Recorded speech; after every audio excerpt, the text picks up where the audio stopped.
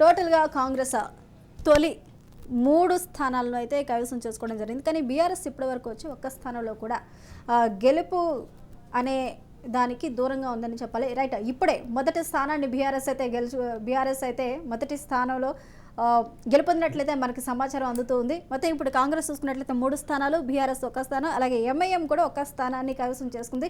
టోటల్గా కాంగ్రెస్ 63 స్థానాలు ఆధిక్యంలో కొనసాగుతుంది. అయితే ఇంత వెనుకబడడానికి గల కారణాలు ఏంటి అంటారు? కనీసం తొలి ప్రధానమైన అంశం ఏంటంటే సిద్దిపేటలో తప్ప ఎక్కడ గతంలో ఉన్నటువంటి మెజారిటీలకి చాలా దూరంగా ఉంది. అంటే ఎక్కడ లీడింగ్లో ఉన్న దగ్గర కూడా చాలా తక్కువ లీడింగ్లో బీఆర్ఎస్ కనిపిస్తున్నటువంటి పరిస్థితి ఉంది. ఇది మొత్తం జరిగిందంటే స్థానిక ఫలితాలు, స్థానికంగా ఉన్నటువంటి ఎమ్మెల్యేల వ్యతిరేకత, ఇది మాత్రమే కాదు, there are many factors worked.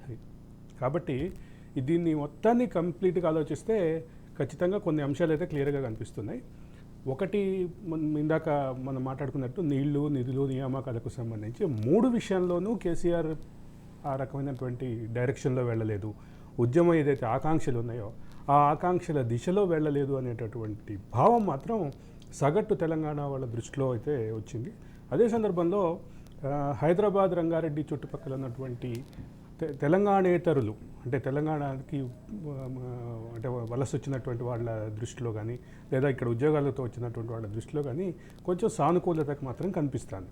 అంటే తెలంగాణ వాదులు, తెలంగాణ వాసులు, పూర్తి తెలంగాణ వాసులు, తెలంగాణ వాదులలో ఆ రకమైనటువంటి భరోసా టీఆర్ఎస్ కల్పించలేకపోయింది.